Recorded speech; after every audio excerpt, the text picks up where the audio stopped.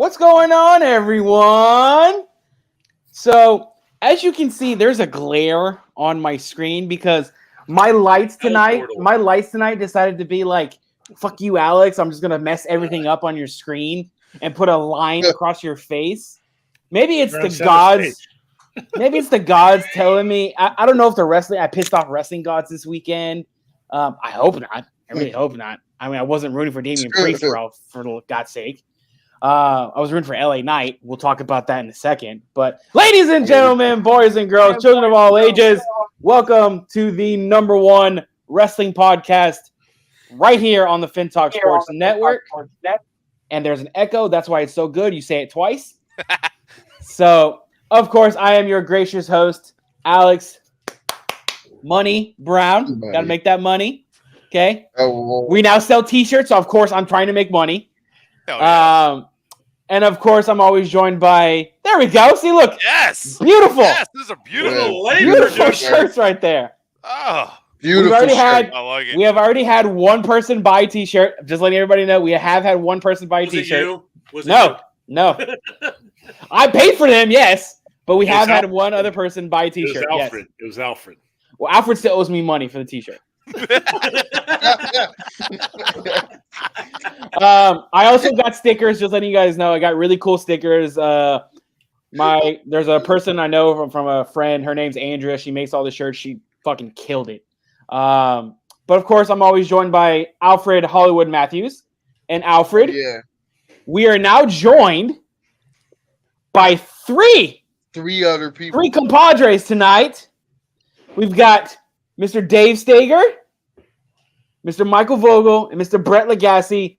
Gentlemen, welcome back, because I know all of you have been on the show before, so welcome back to No Holds Barred. And I believe, Dave, you've got a little bit of intro music going here. Yeah, I wouldn't say we're not the Soggy Bottom Boys of the FinTalk Sports Network. We're not that because of the beards and everything else. Got you, yeah. We are the version of...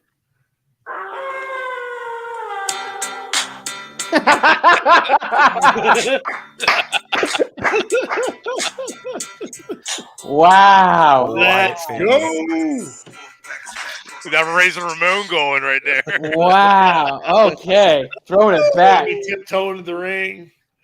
Throwing it back. So first off, Beard Crew. First off, to Brett and Stager, congrats on the rebrand of your new show. What's it called? The FUBAR? Yep, the FUBAR Sports Show. It's called Fucked Up Beyond All Recognition. Got you. Because that's what we do. I was for the longest time trying to figure out what FUBAR meant and everything, and I was like, wait, because military term. Dude, the goalpost leaning over tells you everything you need to know. Got you. Wolfpack, more like the Walmart Wyatt family. Get out of here. Thanks oh a my lot. God. Thanks a lot, Vince McMahon. I mean, Bobby. Wow. More like Shane McMahon. So, Alfred, I don't know if you know, but Brett had asked me, he goes, hey, just letting you know, we're rebranding our show. Is it all right if we talk wrestling? And I'm like, hold on 1 second. Give me 1 sec. I was like, how much wrestling are you going to be talking about? He goes, like 10, 15 minutes. I was like, I don't care. I was like, as long as you mention us being the number one wrestling podcast, I don't care. Yeah. And I watched their show the other night. It was fantastic. Absolutely fantastic. Props to the both of you. Dude, that wrestling tangent went out of nowhere, and I was like, man, let me talk to them because I don't want to step on anybody's toes. We were supposed to do NBA talk with the free agency going on and the draft, and next thing you know, Brett's like, wrestling game. I'm like, hey, we talk about all sports. That includes video games, and AEW just dropped the new game, and I had to talk about it. Absolutely. And it's nostalgic for guys. I am glad I was like debating on if I wanted to buy that AEW video game. I have 2K. I have WWE 2K, but I'm debating on do I want to spend my money on the AEW game. It's awesome. It ain't worth it. Hashtag it ain't worth it. Well, it depends. So like it's like back in the day when you could play Madden, which was still the same garbage back then, or you could play NFL Blitz, and at least that was like fun. You know what I mean? Like, that's NFL Street. Where like 2K is like serious, it's clean, it's beautiful, and then AEW is like this just kind of wonky, fun game, but it just depends on what kind of games you like. It's more cartoony, but I enjoyed the differences of it. That's all. Okay. I mean, maybe. I'm still trying to figure out 2K right now and like which modes I want to play in and all that. And I don't know. I realize that I'm really good with Cody Rhodes in the game, so I just keep fighting with him. Like I'm really good with Cody Rhodes in the game. I just threw Braun Strowman out of a ring in a Royal Rumble match, and I was like, how the hell did I do that? I don't know. I was hitting A, B, Y, X, all that stuff. So I managed to do it. So anyway, we've got a fantastic show. We're recapping Money in the Bank tonight. We've got a lot of some AEW coverage, specifically Collision, with some different reports out there on, I know Brett's very happy with the show. Some other people are anti-AEW Collision, but we're going to talk about that. And then obviously Road to SummerSlam starts now. SummerSlam being August 5th in Detroit. What matches we may see and all that. We've got, just a whole bunch to talk about.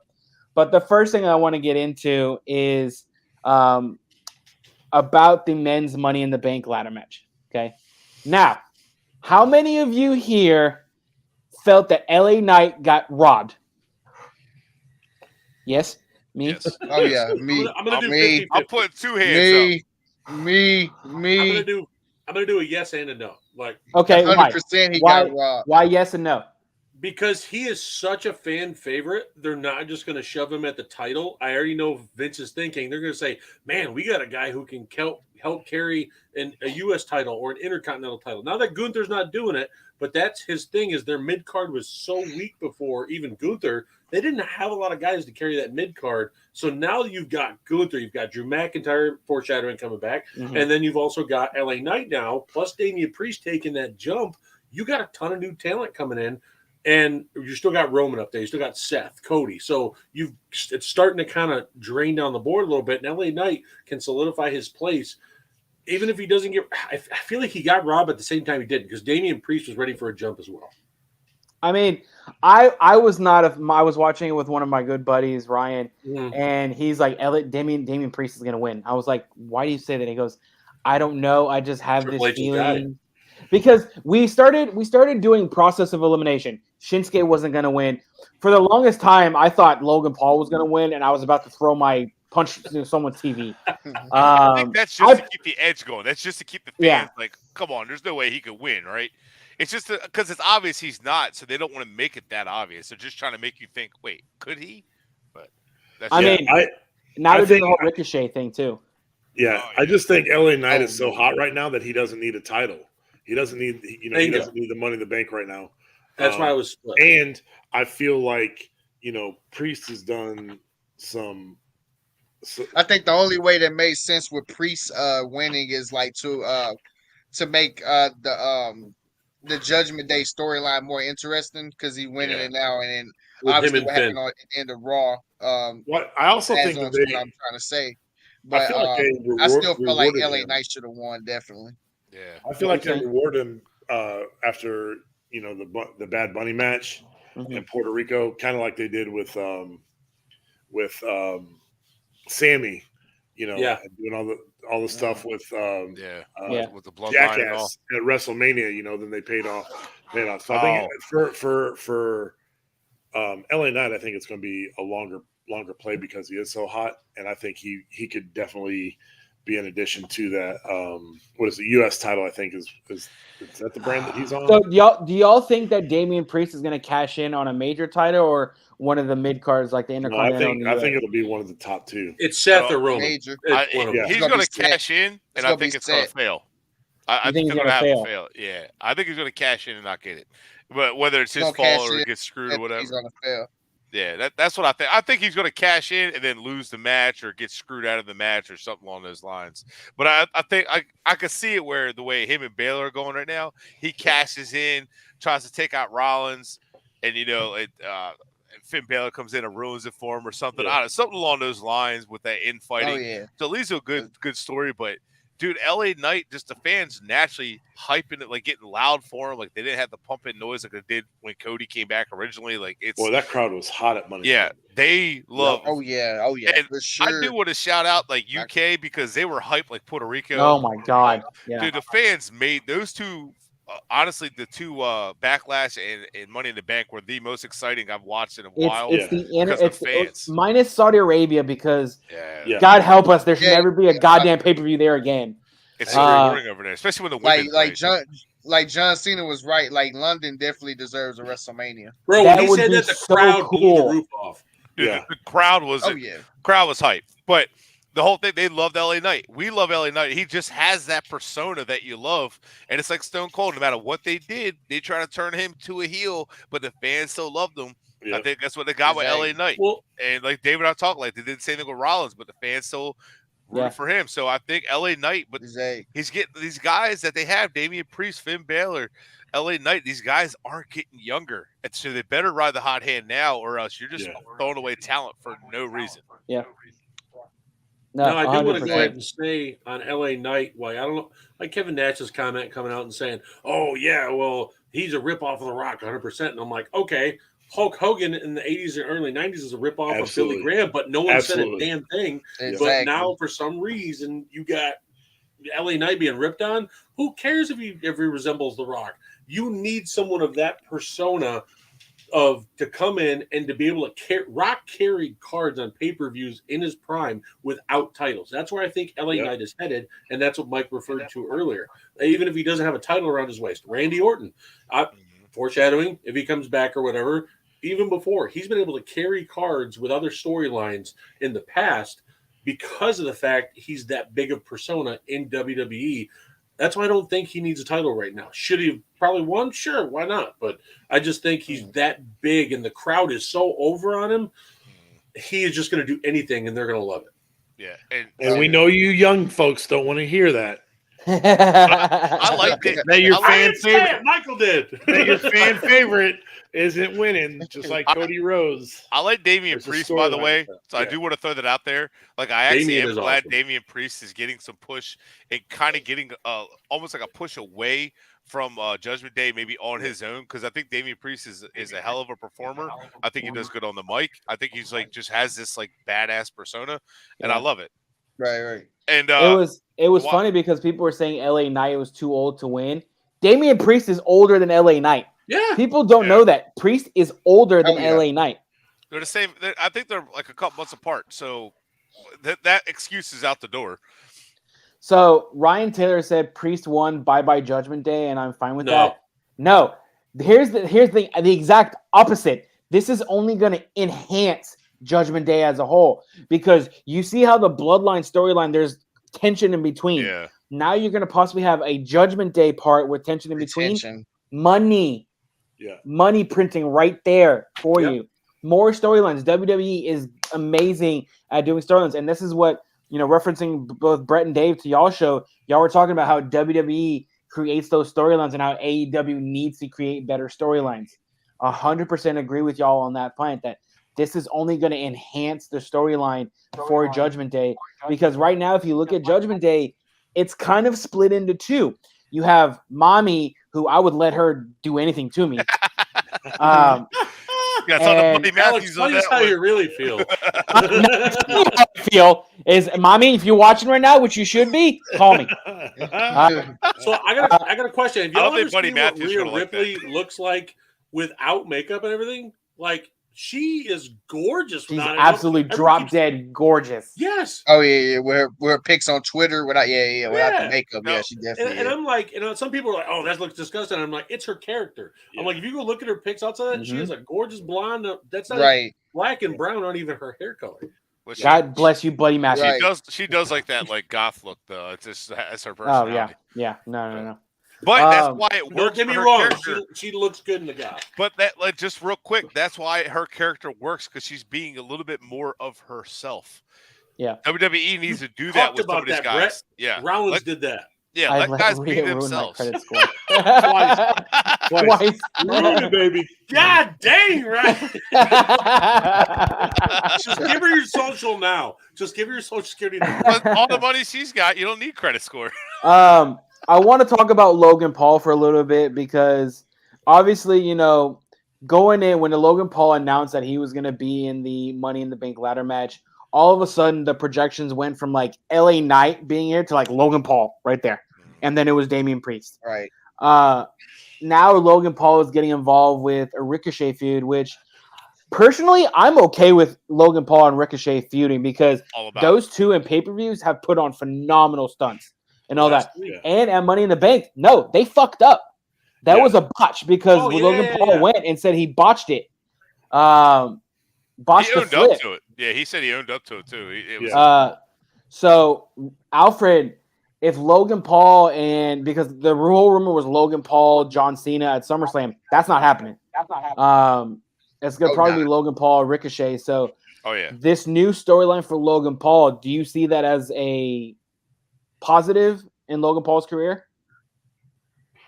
I think so. Like I said, he's not really, like I said, a full-time wrestler, so I don't see him like like being in the main event scene right then and there, even though he had a few main event matches. So him having a match with Ricochet with at the Royal Rumble would be pretty good for his career. I've always said Ricochet is one of the more underrated wrestlers.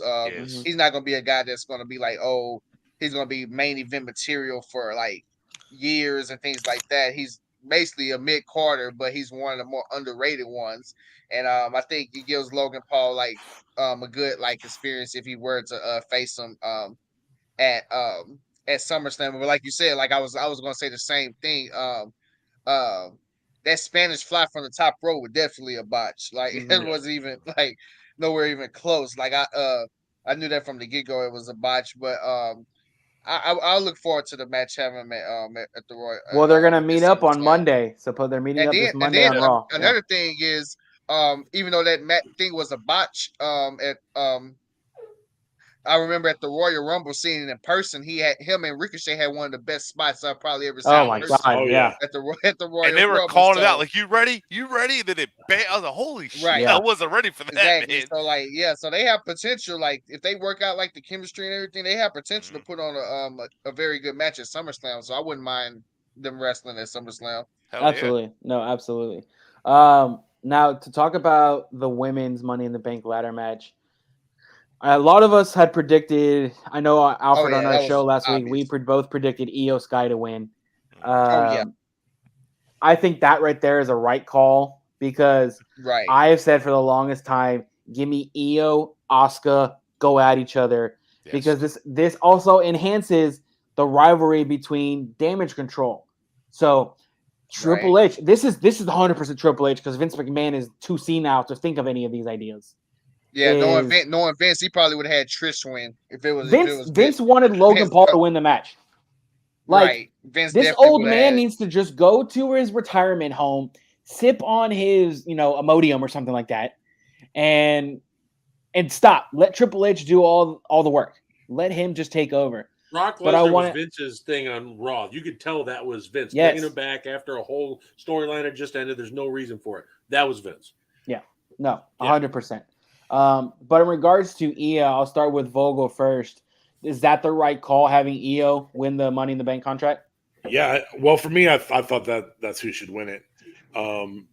Apparently, those two had pretty decent matches back in Japan, so I want to see it, in front of this American crowd now, and that could, it could be one of those long rivalries that go, several months or even a year back and forth. I think it was the right move. Done. So Vince McMahon is like herpes. It's just painful when he shows up. Ryan Taylor always coming in with all the puns. Yeah, I know. Brett, what direction, because I just mentioned it, Damage Control, do you see Bailey and Io now going, now feuding, and Dakota Kai? I don't know if she's hurt or anything, but Do you see where do you see Damage Control's I guess just storyline in general going? Probably the same way as the Judgment Day is starting to go now. I mean, it feels like the WWE kind of like doubles down on some things. Parallels. Yeah, but it kind of seems that they're already going that route. I think we already figured out Io Sky was going to win after the promo that they had at that talk show on the. That was good. I really liked that, and I like that. Like they. Like Vogel said, that they had that history together, so it leads to good matches. And it's like the more veteran star versus a younger upcoming star going at it, so it makes it fun. And I think there's going to be like some jealousy from Bailey, especially when Bailey knocked her off the ladder and then she cuffed her and got kind of like the revenge. Yeah, so I think it's going to be one of those things where there's going to be a tiff between them, and it could be like I said earlier with Damian Priest, where Bailey might try to get in the way. But maybe there's like a surprise who helps Io Sky, who knows. But I think it's going to definitely give them a lot of angles that they can go with. And I really think the angle is going to be where Bailey's going to try to get in her way. And I think Io Sky might either overcome it or, Asuka might try to capitalize or will capitalize on it. I would say Io Sky, for some reason, something tells me like they'll have Io Sky overcome it and like just kind of get that push, because it feels like they're pushing Io Sky to get out of the shadow of them. That's what it feels like to me, because it almost seemed like as soon as Asuka had the belt, they're pushing Io Sky right away. It's almost like Asuka's kind of like mentoring her. This is what I want to ask. I want to get everyone's take on this. So when do you think? I know we talked about the cashing in and everything, but I want to hear everyone's take. Is for both men and women, I want you to state when they're going to cash in and on who. Okay, so Alfred, you start for both men and women. Okay, so Damian Priest, I think the earliest we can see a cash in from him, I'm gonna say, depending on who the matches is, I want to say SummerSlam. I think it's gonna be that early.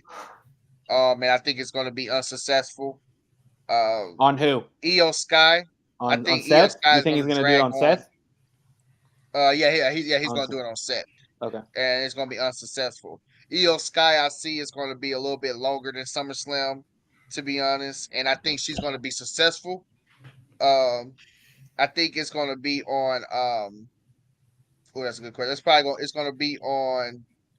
It has to be on Asuka. It has to be on Asuka. It's gonna be on you are Asuka not taking mommy's title. Right. Nah, she definitely ain't beating Rhea. No, of course not. But she's gonna be successful. Cashing in on Asuka, but it's gonna be a little bit longer than SummerSlam. Okay. I think it's gonna be on a random episode on like SmackDown? A random episode on Raw. Yeah. On Raw. Stager? Yeah. So this is where I think Damian Priest can cash in. There's after SummerSlam, there's pay-per-views, but there's a lull of the bigger names after that.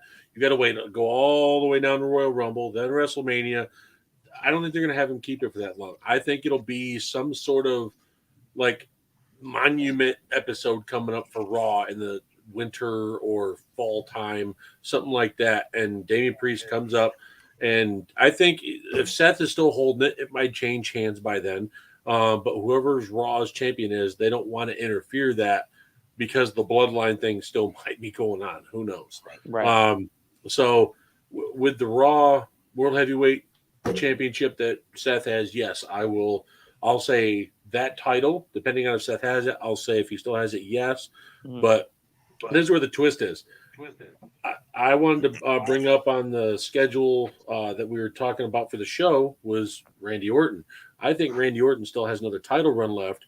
And if Damian Priest comes in, cashes the title, and get ready for a finisher, ref gets knocked out, Randy RKO's Damian Priest, and then he asks for a title shot, comes back, because it's rumored that him and Riddle might not pair up when he comes back. So that tells me he's ready for one more push, getting that done. Yeah. No, and I had Randy Orton on my schedule on my computer, but I didn't put it on the one that's. We'll talk about that more, but I just wanted to bring that up. I think it'll interfere, and then it'll be a failed attempt because of someone like RKO or somebody jumping in. I don't think it'll be Baylor if it'll be that far down the road, but it could be somebody else costing him the title by like interfering and hitting the champion, and he gets caught with interference or something like that. Yeah, and then for Io, I want to say it's going to be a SummerSlam. And I'm going to pull a shocker. I'm going to say it's on Rhea, but it's going to be after a hell of a match. And it's going to be when she's completely dog-tired, dead. She hits her finisher, one of those ones she does it. But then the next night on Raw, Rhea comes back and has the rematch and completely annihilates her. So Rhea loses the title and then gets it back the next time. We've seen it before. We've seen Money in the Bank happen, and then the rematch happens at the pay-per-view or the next week on Raw or SmackDown, and then they get the title back because they caught them when they were down. Okay. All right, Vogel. Yeah. So fantasy booking and what would be kind of cool. I think Damian Priest tries to cash in at some point before the end of 2023. And maybe it's on Finn Balor. Maybe Balor beats Seth at some point and tries to cash in on that. And I'm gonna say Io cashes in on Asuka at WrestleMania. Okay. Wow. WrestleMania. Okay. Yeah. All right, Brett. So I'm going to stick with the easy one that I kind of already alluded to. We go with Io is going to cash in on Asuka. I feel like she's going to end up getting screwed out of the title. I think Bayley's going to end up screwing her out of the title chance. Bayley's going to get the title chance against Asuka. Asuka's going to win. I think really just sitting here thinking the whole time I kind of put this together. I think Io, that's when she's going to cash in to beat Asuka to take the title. I don't know if it's going to be WrestleMania. Jeez, definitely not that long. It ain't going to be SummerSlam. It might be like Payback, maybe. I don't know. Okay. I don't know how far it's going to be. Yeah, I think it's going to be. Payback's first, right? I don't know. I can't remember. Well, I think it'll be the next pay-per-view. Maybe I'm not 100%. It depends on which way they want to go with that. Now, as far as Damian Priest, I got an interesting one for you. I think Baylor's going to beat Rollins for the title because they've been kind of going back and forth. I think he's going to beat Rollins for the title. The Damian Priest is going to cash in, and that's going to be like the peak of that Judgment Day. Yeah. And Damian Priest is going to go after Baylor. I would love to see that. SummerSlam. And Brock got in the way of Cody kind of going after that belt against Rollins. So it feels like there's unfinished business with Rollins and the match getting DQ'd. So I feel like Baylor's going to still try to go after Rollins to go for this. So I really feel like that's probably going to be the case. Okay. No, I 100% agree with you guys. And I think it's going to happen as soon as SummerSlam because they're really alluding to him cashing it in right away. I think Damian Priest, I'm on board with the whole Damian Priest cashing in and someone interfering and costing him the title. I think that'll happen on a pay-per-view. I don't know which one, but the Io Sky one I think will happen because I think they're on SmackDown. So I think Io will cash in on a SmackDown episode and win the title there instead of a pay-per-view. Because for WWE, if they book it right, having them cash in when people and everyone can watch will only increase their ratings. Because in my personal opinion, I don't know if you guys agree with this or not, but when it comes to both Raw and SmackDown, Raw, right here. Yeah. So it used to be Raw down here, but now Raw has gone up a little bit just because of some of the storylines. But now that finally WWE storylines are more interesting, but I think Io will cash in on a SmackDown. I can see that. Yeah. That's what I meant earlier. Not Raw, I meant SmackDown because they obviously got drafted to SmackDown. So now Money in the Bank, they can cash in on either champion, right? They can go to Raw if they want to and cash in. Yeah. It's an open contract, so it's kind of like I would actually like to see. I would actually like to see Priest show up on SmackDown once or twice. Just kind of as Roman's getting ready to do something and Priest walks out, kind of give him jitters a little bit. Something. Yeah. I mean, something like that would be out of left field to catch people off guard because then, say Jay gets against Roman and he wins the title, then there's Priest to cash in. Yeah. Nobody, I mean, obviously we might see it coming. Put him at the ring eating popcorn with fans and then him just jiggling the cage when he's wrestling or something. Yeah. Just something simple, just like that, like they used to do in the early 2000s, like with stuff like that. If someone was like having a rivalry with someone else when another one was going on, you'd have a guy in the fans just chilling and be like, "Hey, I got a ticket here. I'm going to watch a match." Wait, that sounds familiar. Yeah. Wait, Didn't the bad guy do that? Yeah. You know who I am, but you don't know why I'm here. What grade would you guys give the Money in the Bank pay-per-view overall? If you had to give it a grade. A. An A? Yeah. I'm saying A as It was well. one of the better ones. It was one of the better pay-per-views this year. This and You can make a Backlash were huge the case best that might be one of the pay-per-views. best pay-per-views this year. Yeah. Backlash was the one right before this, right? Yeah. Yeah, they've put on I'm two giving phenomenal. Two before. Night of Champions in between. I'm going to give it A+ because even the mid card with Gunther and Matt Riddle, like one hell of a match. Those two were two awesome athletes, two different builds, and they were just going at it. And I loved every bit of it. And then Drew McIntyre. Yeah, I was about to say the whole story and the way that happened. Just so Drew was gonna come out, but nobody knew when. This is gonna be. Would you say that Miami Dolphins equals Dominic Mysterio? Yes, I love you. I love you. Beer and Sports has officially been canceled from the Finstock. No, because speaking of Dominic Mysterio, talk about one match that was pointless of being on that card. Cody Rhodes, Dominic Mysterio. And there were all these reports saying that was going to be the match to end the show. I said, for the love of God, please do not let that end the show. And when finally they were like, it was like the third or fourth match. It's like, Cody, I was like, oh my God, thank you. Thank you. Following Raw is what made the match useless. You came out and had Brock come back. Exactly. What was the point of having Dominic versus Cody? There was nothing. I thought Brock was going to come back for that match and cost him. It feels like Brock and Cody are like the main quest, and the Dominic Mysterio was the side quest. And now we're going back. Oblivion. Yes. And I don't know what's happening with Cody Rhodes, but it's all over the damn place. But when Cody Rhodes came out, I was like, yes, here we go. Seth Rollins, Cody Rhodes, like legitimate tension between the two. Let's go. This could be great story. I'm excited for it. And Brock Lesnar interrupts it. Brock Lesnar music comes out. I felt the same way. But if that's not like a perfect metaphor of what Vince McMahon is doing to Triple H, then I don't know what is. Yeah.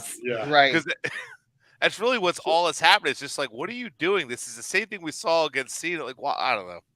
So apparently the rumor was that Vince wanted Roman and Solo Sikoa to win and then have someone come out and then turn on the Usos. Triple H said, no, not happening. Nope. Apparently those are the reports. He said, Vince, if you do this, I'm leaving.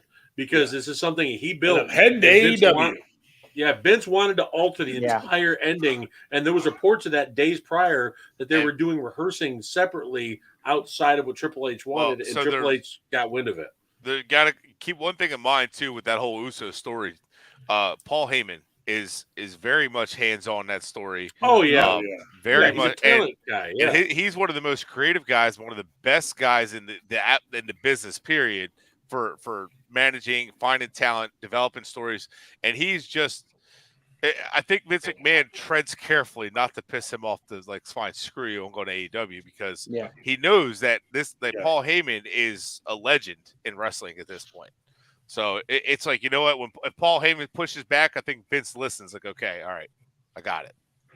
Let's keep talking about this bloodline because this is, I would say. I mean, all the different scenarios with the bloodline match, with the stack them, get them, stack them, pin them, all that stuff. Yeah. And then that happens, and they both kick out at the same time. And then if you look at when Jay kicks out, gives him the low blow. Kind of trade back to when they had their Jay and Roman had their feud going on.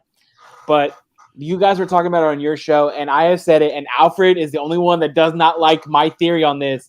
Is the fact, and Bobby agrees with me, that this all starts because of Jay fucking Uso. Okay? I'm sorry for cursing, but Jay Uso versus Roman Reigns at SummerSlam. And I'm telling you, Roman, this is where Roman's going to lose the titles. I know there's all these reports about Cody taking the titles off Roman's at WrestleMania. No, it has to be Jay Uso. It has to be Jey Uso that takes the titles. Before I said it should have been Sami Zayn because Sami Zayn was he was hot, right? And then Cody Rhodes kind of took that thunder. And now all of a sudden, like Jay, they've been leading up to this. Like Jay was supposed to take over for Roman, but Jay, even Jimmy's like pushing that Jay, you're the one to beat him, and it's just like it's there. We know it's on. It has to happen, but we also a lot of us wanted to see Sami Zayn dethrone him too, but it didn't happen. So there's it's a like twist. There's a twist that Brett and I talked about earlier today that I want to do. That I think would be fun as hell. We haven't seen this in forever in WWE. I think it needs to come back. Special guest referees, title match, make Sami Zayn the special guest referee. Oh. And then Jay and Roman? And it gets Jay and Roman and have Roman out there doing Superman punch, 1, 2, and then have Sammy flip him off right in the middle of the match, like Shane used to do to Vince, or Shawn Michaels used to do to Vince when he was a special guest referee, or Stone Cold. It just, to me, they've been missing that for decades. Special guest referees, wrestlers, or managers being those special guest referees, and it added a whole different element. Like when Stone Cold special guest refereed, freaking, he was over in the corner drinking beers when pins were going on. He's like, "What? I don't know what you want me to do." I feel like Sammy would go with that. I know they want to get the families involved because I know Rikishi is supposed to be involved with this somehow. Maybe it's on, Roman's Rikishi going to tribal court. No, not like fighting, but I'm sure he'll just be in there. Rikishi comes to tribal court with, the trial of Roman Reigns. I'm interested to see how that's going to go. I'll be recording because I'm going out Friday night, but no one text me, Vogel. I always get messages from Vogel going, "Did you see what just happened?" And like exclamation point. I'm like, hold on, let me go look. Vogel, send me his number and I'm gonna blast him through the entire show. Do it, Brett. Hey, Brett has my number now. You can get it from Brett. Send it to me. Yeah. But I don't know. Did y'all see Jay pinning Roman at Money in the Bank? Like, and I call bullshit if you said you saw that coming. I 100% call bullshit. It was hard to see it because how much WWE actually says stuff's going to happen, or like it looks like it's going to happen, and then they do a twist and do a 180. Yeah.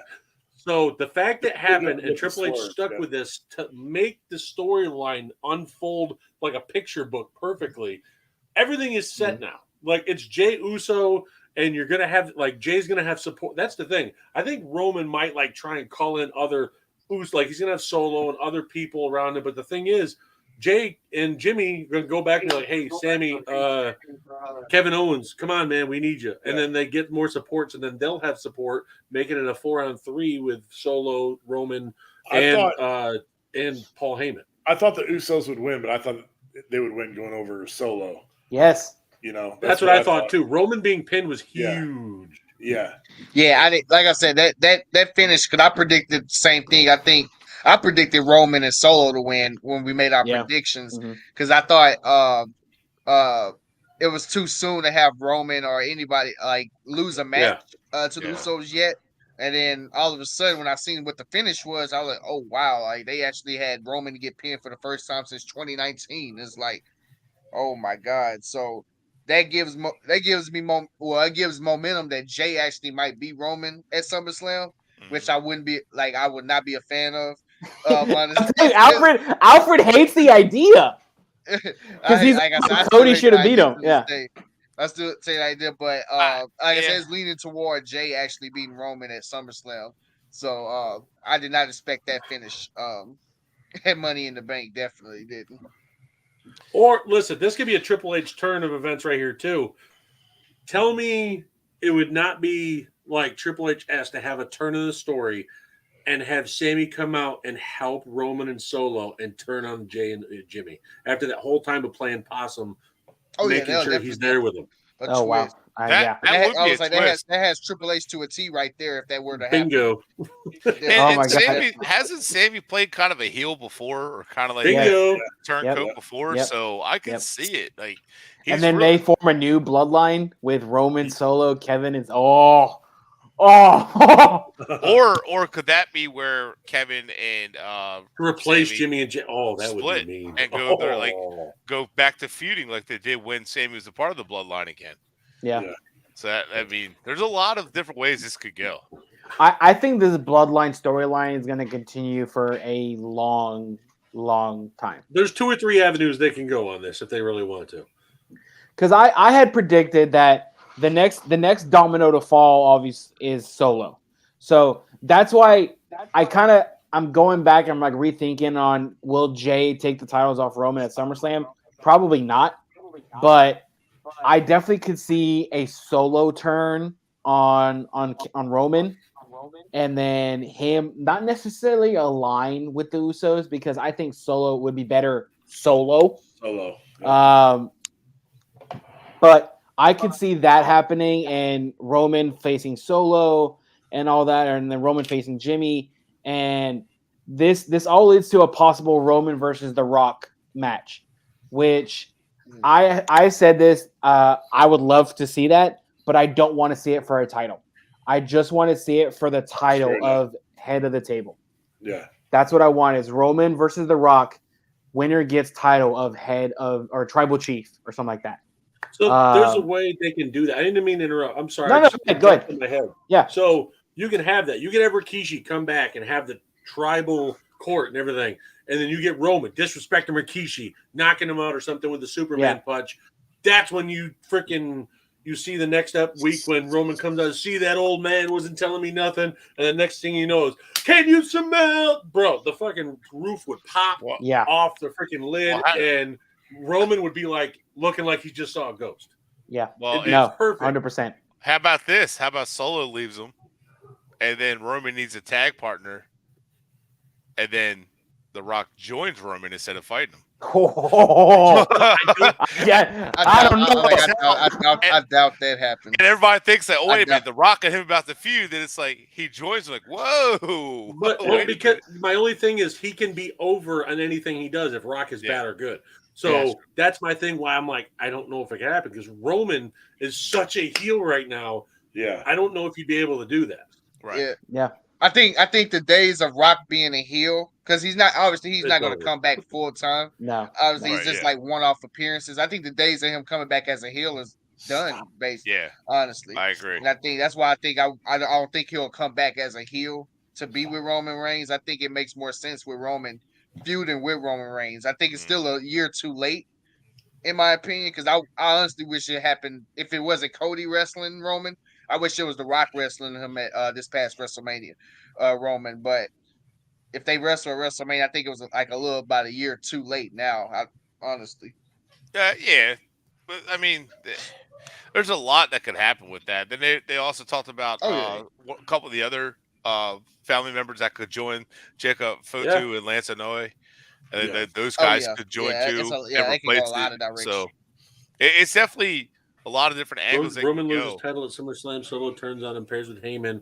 Roman takes much needed break, comes back, beats Solo for belt, and Cody beats him at WrestleMania. What break? He wrestles like 2 times a month. What are you talking about?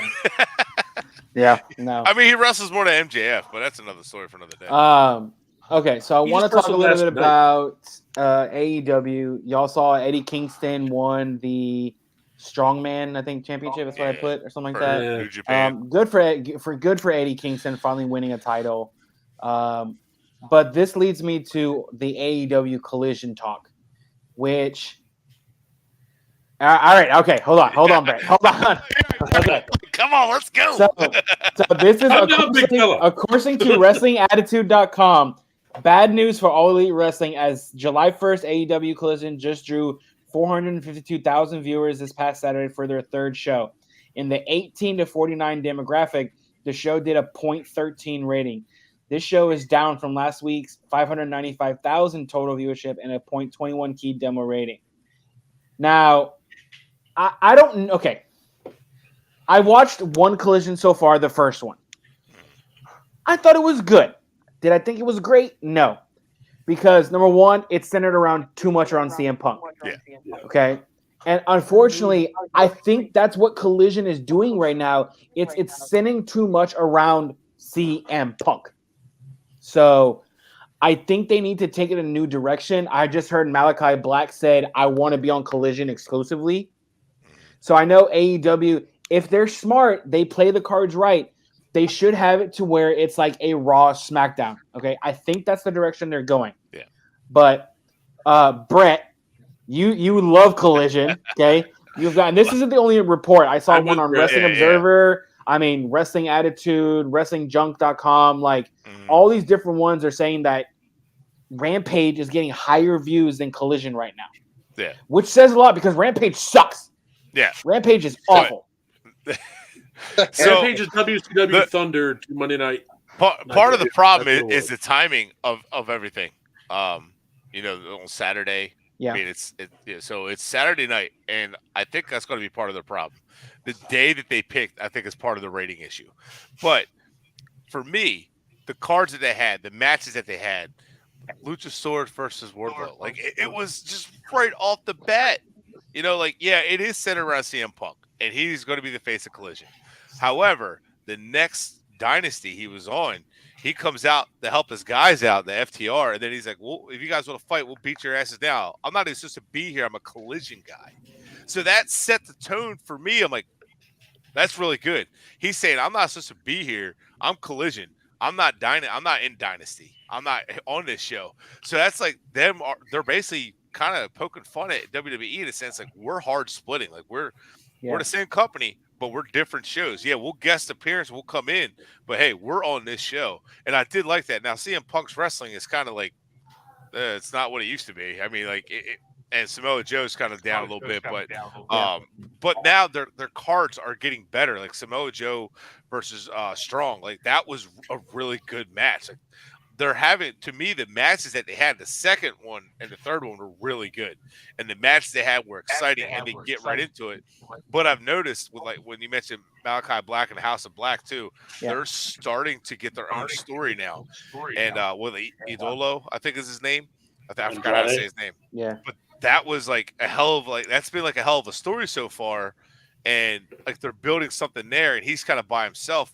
But you're starting to get the sense to me that they're starting to build some stories and some rivalries now by separating those two and being able to have it. I think Rampage is ultimately replacing with their dark matches they used to have on YouTube. And are they going to change, or would they turn it into a Ring of Honor show?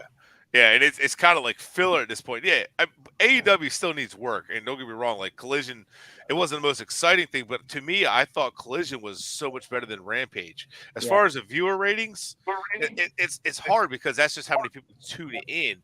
But I think you got to go by like the review. It's like that's the thing about ratings; it's the amount of people that watch versus how many people actually enjoyed it. And I think maybe once the word gets out there that people actually enjoyed it, the ratings might go up. But to me, I've really enjoyed Collision. It's been an awesome compliment to Dynamite, and they're riding the hot hand after Forbidden Door, which was one hell of a pay-per-view. So if you were AEW, how would you play this correctly? You've got Dynamite on Wednesday night. Should they move Collision? Maybe take Rampage out on All In General, and put it Friday night, or is that still too soon? Because if you look at WWE, they got Monday, and then there's 3 days in between. Sorry, 4 days in between, or something like Tuesday, Wednesday, Thursday. Yeah, 3 days in between. And then they have SmackDown. So for Dynamite, they don't really have that much leeway in what they can do because they're not going to put their show on Friday because you're competing with SmackDown. They're not going to put it on Thursday because that's back-to-back nights. So right. The only other day would be Sunday, but that's more pay-per-view days. I would say they're not going to do Friday because Friday they had a lot of scheduling issues, especially like NBA playoffs. They have a lot of scheduling issues with Friday night. So I don't think they'll move it off to Saturday. I think if I'm AEW, I'm leaving it right now. And if Rampage has to get kicked around and moved around, so be it, was fine. But they filmed Rampage and Dynamite the same night. And that's part of the problem too, is their fans are watching. It's pre-recorded Wednesday, and then it's on Friday. So here they are. They're like pre-recording this, and the fans are drained. It's late at night. They don't want to. So that would actually help if they just recorded it separately, and then the fans were more energetic and would help too. That's why I felt like Collision had more energy than Rampage, in my opinion. Yeah. No, I mean, like, I'm excited to see where it goes and everything. I don't know if Vogel or Stagel or Alfred, y'all have any thoughts on Collision? I think they need to leave it for Saturday for right now. I mean, they just jumped into this time slot. But I would absolutely make Rampage a Ring of Honor show. Okay. It just feature strictly the Ring of Honor. And I know with Claudio, you have some back and forth with the BCC. But I feel like you can make, Ring of Honor Rampage. I mean, it's got a little ring to it anyway. So, okay. So I like that. I like that. That would probably take it off Friday nights all in general, because I don't think they televise any Ring of Honor shows anyway. Well, but that they're looking to. Okay. Yeah, they want to expand it a little bit. Because he's got full control of it. So I think think of Ring of Honor like NXT.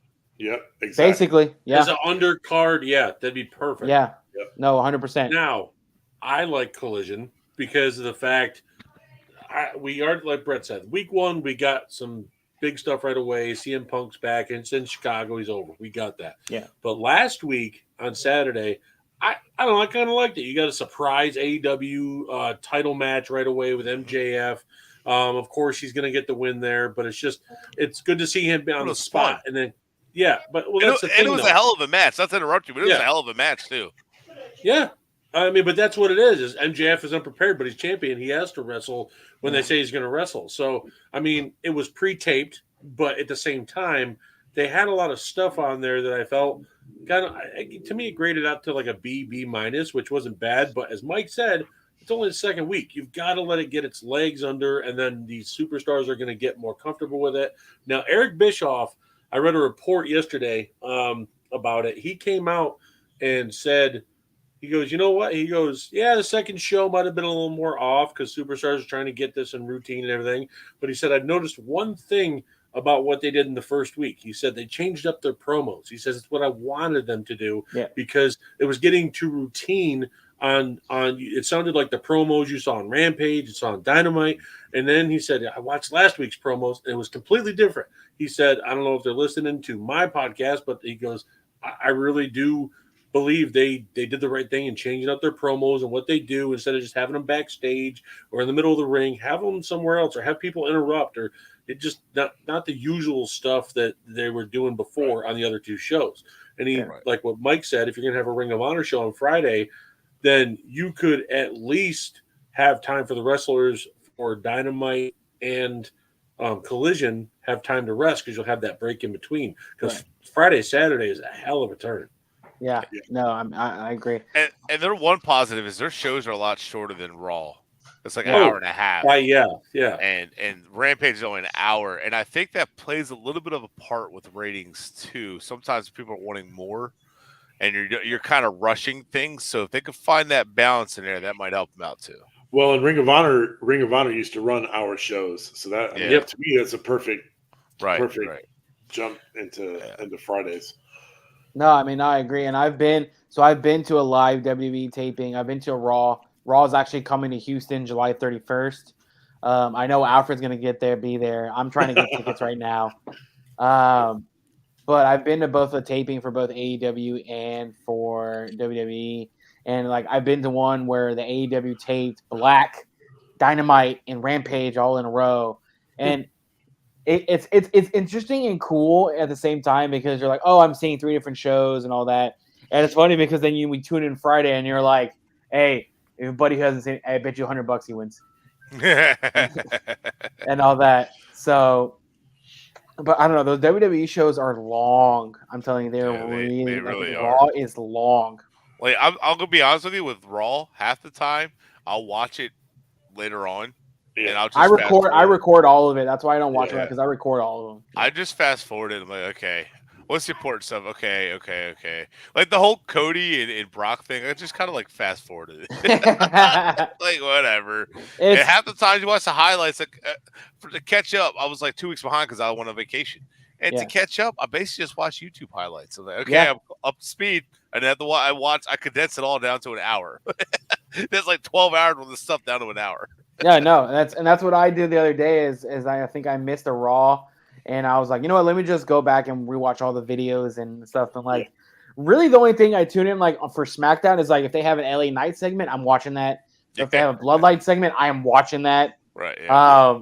You know, a lot of the other storylines, I'm just like, meh.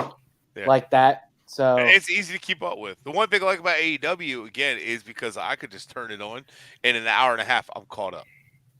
Like I've watched the entire show. Like it's nice. So the next thing I want to talk about is Stager mentioned Randy Orton. Alfred, you listening? He's on mute right now. He doesn't care about it. He's talking to somebody. I don't know who he's talking to. But Alfred, I want to get your first take on Stager mentioned it already. Randy Orton. All the reports are out there that they're saying Randy Orton is in great shape right now, possibly getting ready to come back. When can we see Randy Orton come back? SummerSlam. I want to say either at SummerSlam or the Raw after SummerSlam. The fan in me wants him to return on the go home show for SummerSlam because it's in Houston. Of course. I want to see him. Of course. There you Be go. in the building. I Of course. kind of want that to happen because I don't know if y'all noticed, but the tickets are dang near like WrestleMania prices for this dang Raw. For the ones up top. SummerSlam. For the ones all the way up top, they are super expensive. Yeah, it's like $70 plus fees, like for the nosebleeds, which is ridiculous. But I'm assuming they having something special set up. So I want to say either the SummerSlam or the Raw after SummerSlam, we can expect him to come back. Okay, now And he's coming back as a heel. He's coming. Yes, he is. Stager, you mentioned Randy Orton. So what haven't you said about Randy Orton that you want the people to know? So Brett and I had talked about this earlier today, and there was reports that, like I said, or like you just said, that he's healthy, he's in phenomenal shape, he's gotten back in shape even a couple of years ago when he was making some title runs or trying to make a run at a title before he paired up with RK Bro. And now there was reports that Brett told me that they wanted him to come back even possibly at 80% of like WrestleMania, but there was no way he was going to do it at his age. He wouldn't be able to do it. If he was young, he could probably do it. But at his age now, and he's like a smidge close to the Ric Flair, John Cena 16 World Heavyweight title record. I see him coming back when people least expect it. Like it could be the Raw that Alfred is going to, where he comes back and Roman and Jay are face to face after, say, Jay winning the title or something like that. And next thing you know, you hear voices in my head come on, or he comes out of the crowd in like a black mask or a black hood, because he's done that before, where he's turned into the Viper. He gets in his sweatshirt.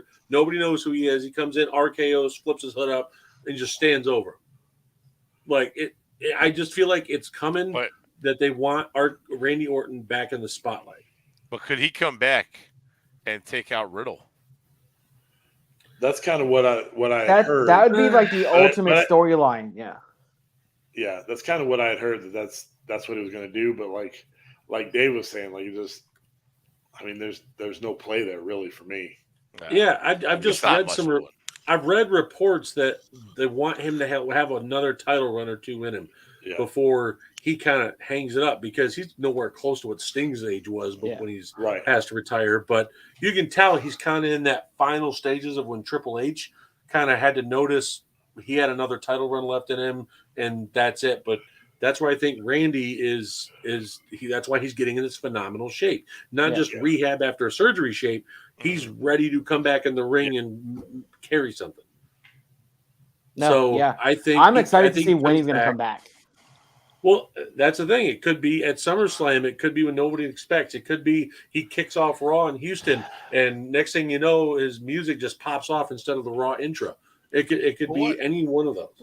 What title run would they put him in line for? Because it seems kind of convoluted right now. Him and Seth have a huge past. So I get that. But remember, would Seth overcome Damian Priest and Finn Balor, and you know what I mean? Like, I'm just curious. That's my point. He is Monday night is Rollins. He could be this master planner of taking care of Priest and Finn Balor, but there's one more thing he didn't figure out: Randy Orton coming back.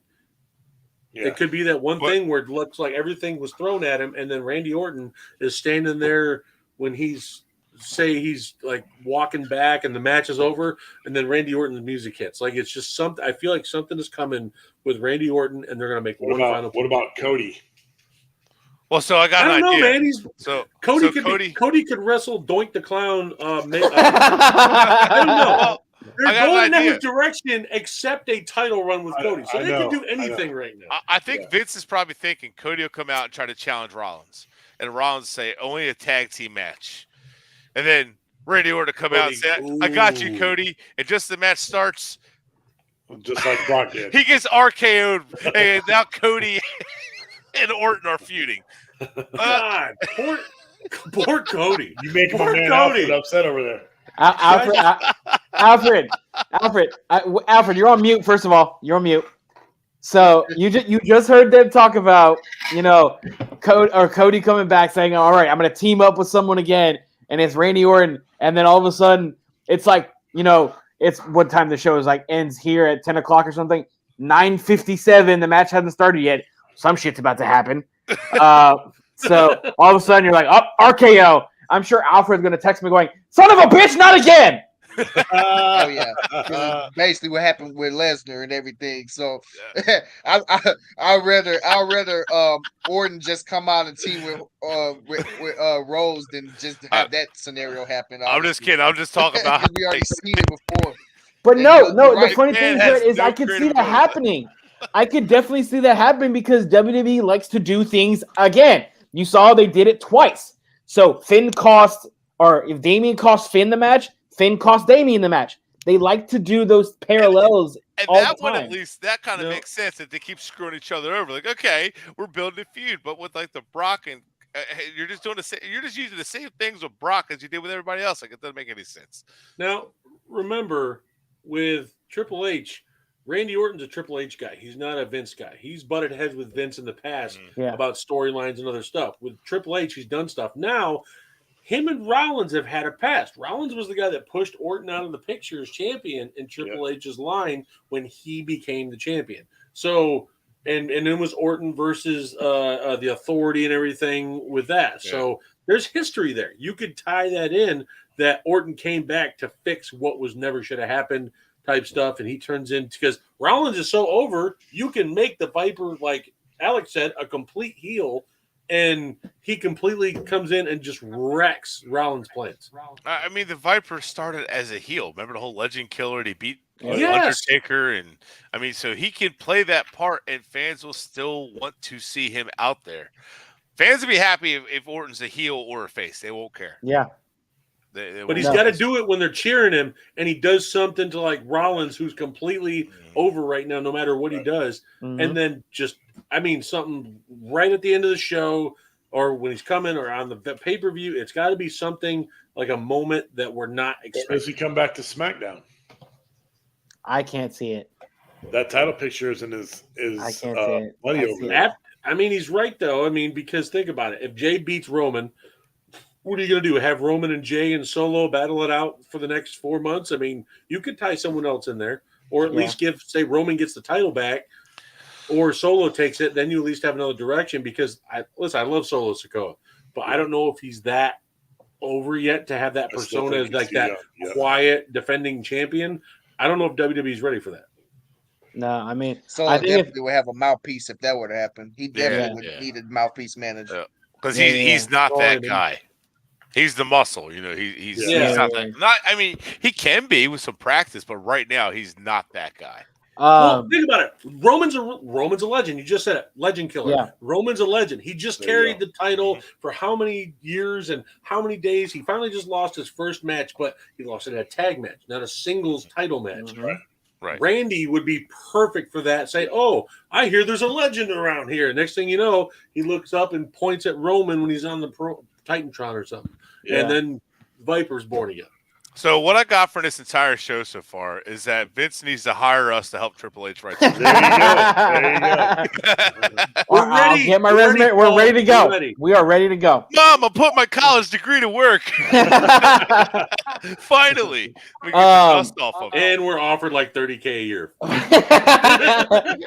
We'll work from home. We won't have to travel. We work from home. I'll work from home. Yeah. The money I save in gas. Holy hell. The last thing I want to talk about is obviously the whole purpose of this show was the road to SummerSlam and the possible matches that we could be seeing at SummerSlam. And I want to bring up an earlier comment from this show is somebody said about Austin Theory. Now, that was Ryan. That was Ryan. So I don't remember who said, but someone said Austin Theory it was needs either a Cap better for Life or Ryan. I think, one of them. Austin Theory needs a challenge. Yeah, Cap for Life. I have rumors and reports that this Friday night on SmackDown, Austin Theory is going to come out. He's going to do some kind of talk. And then all of a sudden you're going to hear him, I spit in the face of people who don't want to be cool. They signed him. Carlito has signed with WWE. And there are reports that he's coming back to SmackDown this Friday. And if Carlito is the one to take the title off of Austin Theory, bravo. Yeah. Bravo. How funny would it be if he beat? How funny would he beat? Would it be if he beat him in his first match return? Like how he beat Cena. He's a like how he beat Cena for the U.S. title the first match.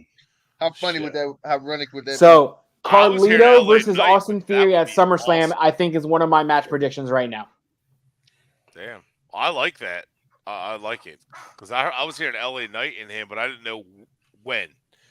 So wow. That's my curveball. LA Knight's big enough to not carry a title, but he could be another option for Roman because of the fact that if Randy doesn't come back for that, there's options you can go with because the bloodline stories it can go on, but it gets some things get dried out, and Triple H knows that. So that's where my thing is LA Knight earlier mentioned could get a thing at Roman and possibly face him when he's down when the bloodline's broken. Yeah. Can I say something? I feel bad. No, sure. Because I feel like Austin Theory is talented, and I feel like it's not working. I don't know if it's the him. Vince story hurt him bad. Yeah, I think that's what it is. It is. It's his alignment with Vince it brought his character down, and the fact that they changed his name from Austin Theory just to Theory, and then Matt Riddle to just Riddle. I mean, stop it. Yeah. And first off, Butch is not Butch. It's Pete fucking Dunne. Okay. They need to change his name to Pete fucking Dunne. Okay, it's not Butch. But do you guys see what other scenarios do you see or do you want to see going to SummerSlam? I think you're going to get Shayna Baszler and Ronda. Okay. Oh yeah, Shayna needs to win 5 times. I would love to see her in that. That was actually a surprise too. I definitely didn't see Shayna turn on Ronda like that in the match. I'd like to see Shayna back in the NXT version where she was just a badass. That's what they're pushing for. And honestly, she came out and just whooped Ronda's ass on the mic. The funny part is like that turn should have made Baszler like the heel in the situation. Yeah. She's the face. yeah, but she exactly. So she's getting cheered. She was the complete opposite of Trish. Yeah. Trish, everybody's like, "Oh, boo, Trish," and then Shayna does it, like, "Yeah!" And then when she came out in the mic, it was like, I think I speak for all of us when we say nobody wants to hear you on a mic. I was like, "Oh my god!" I don't think that was scripted. That was just throwing darts right off the. So Shayna is one of the few people that, to me, even though she's not as tall, but she has the technical wrestling skill. And the actual, because she's strong as hell. If you watched her workout videos that she posts, her legs are strong as heck. She is one of the few women that can go toe to toe with Rhea if they decide to go that route. I'm hoping they push her because Shayna seems like she actually cares to be there. And I heard Ronda wants to retire. Shayna feels like she fits in there where Ronda really never felt like she fit. Honestly, if Ronda retired, would anybody miss her? No. Respect the hell out of her, but that's it. On the women's note, how about this for SummerSlam? Raquel Rodriguez versus Rhea Ripley for the women's title. How about them winning the tag team titles? I love that.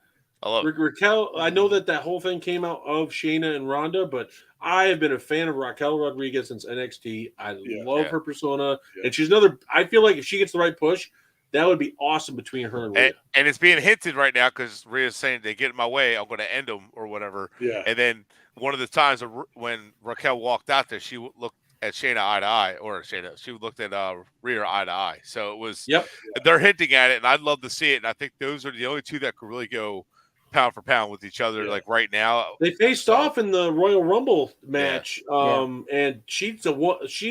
her and somebody else, she threw Rhea across the ring. Yeah, and I can't wait. I would love to see that SummerSlam. I think that'd be one. I'm a big Raquel Rodriguez fan. I love Raquel Rodriguez.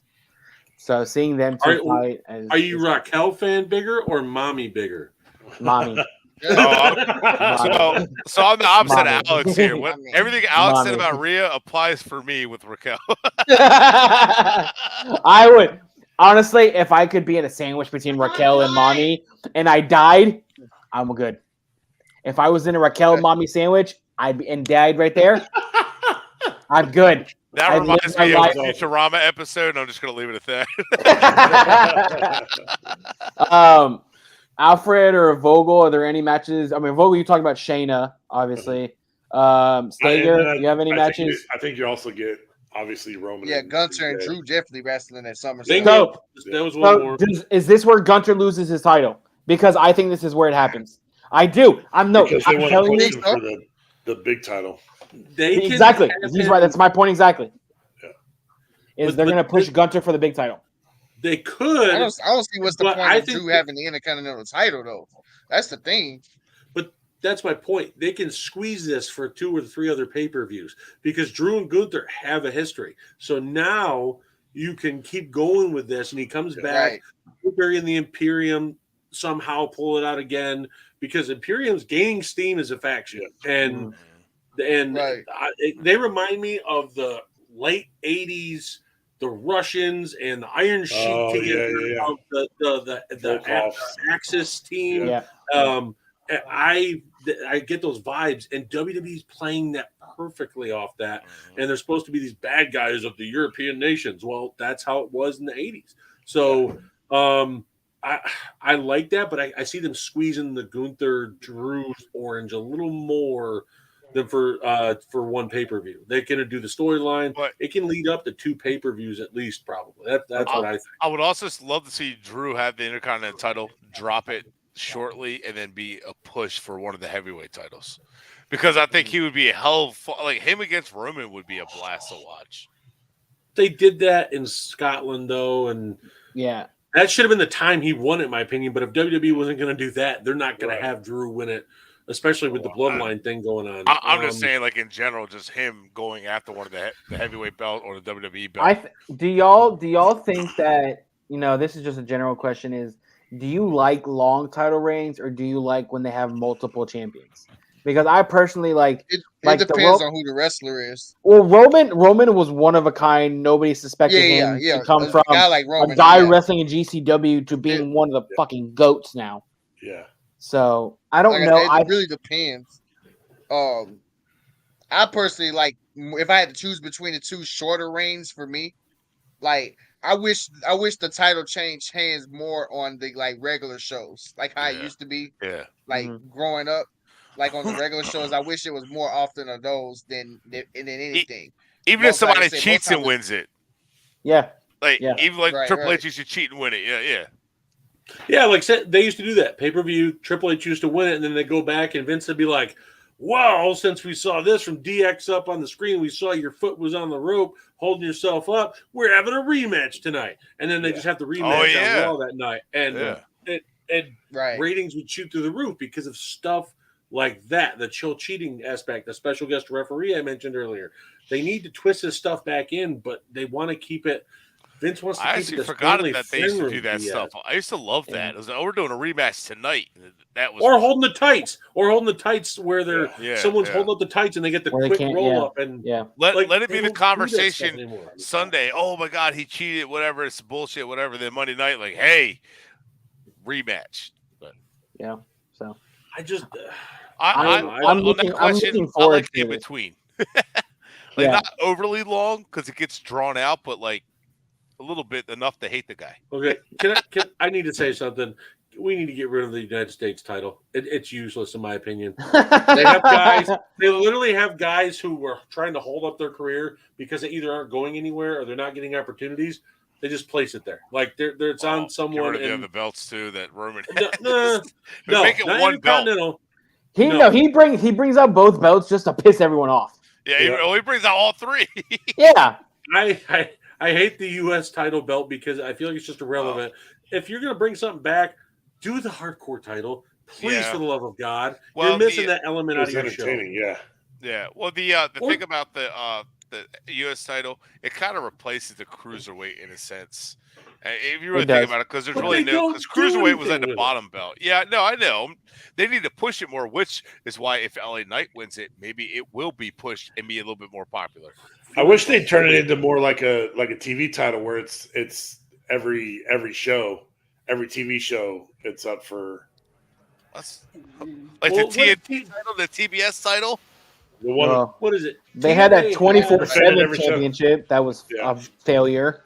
Well, TNA had a title that they got. X Division. Yes, and then the X Division was able to cash it in like Money in the Bank. I wish they had something like that where it was a belt, so that way it keeps the champions more on edge and they're not getting comfortable. That way, producers can send out and say, "Hey, go get your belt in his face and get him all revved up, throw him off his gate." Like something else, I just feel like has to come on because this whole title look change, it doesn't do anything for me. Yeah. Well, could you imagine that having somebody with a belt to cash in, and then also over your other shoulder you got somebody with Money in the Bank?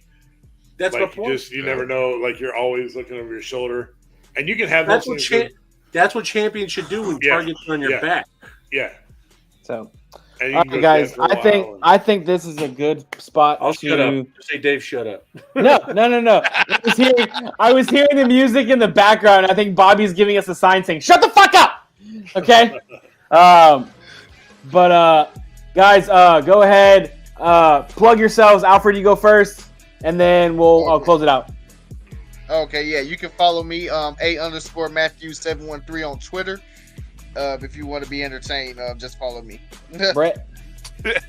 At Brett Legassi67 at Twitter or Wingnut_67 at Threads. Follow me for controversial sport takes, whatever. All right. Vogel. I am, as you see on the screen, FinsFan72 on Twitter. I haven't jumped into the thread yet, but maybe someday. All right. Stager. Do it. And Dave Stager at Steak and Cheese, like Vanna White. But no, I'm just here to say stupid shit and cause a lot of stupid stuff on that's food okay. bar. That's why we rebranded, because we're so bad at our show. I just told Brent, let's just go ahead and make it just a fucked up show because that's what we do anyway. You know what? Hey, I want to come on one of your shows because I like talking about all sports, not just wrestling. I'm an all sports guy. Hey. Like as soon as we were talking, there was a big NBA trade involving first round picks that I got on my phone. I saw it too. Great show. But Michael Brown, he's the one that bought the T-shirt. He's the one that bought the T-shirt. Thank you for supporting the podcast. But obviously, you can follow me at AlexBB29 and follow our podcast page at capital N, capital H, capital B, Bard Podcast, capital NH, Bard Podcast. Subscribe to the Fin Talk Sports Network. See shows like us every Thursday night. Brett and Dave have their show. Michael's got his show. Sometimes. I don't know. I haven't seen him lately. Yep, sometimes. Yeah. But we got a bunch of great shows. Yes. Stay tuned for next week when we'll have another amazing show. You never know who will come on. Maybe it's these three guys again. You never know. You never know. So, with that, we will see you guys next week. I'm repping the Chris Kyle Foundation shirt for July 4th. Represent all our warriors and our military out there. Appreciate you, Alex. So, we will see you guys next week, baby. Alfred, there won't be as many white people next week.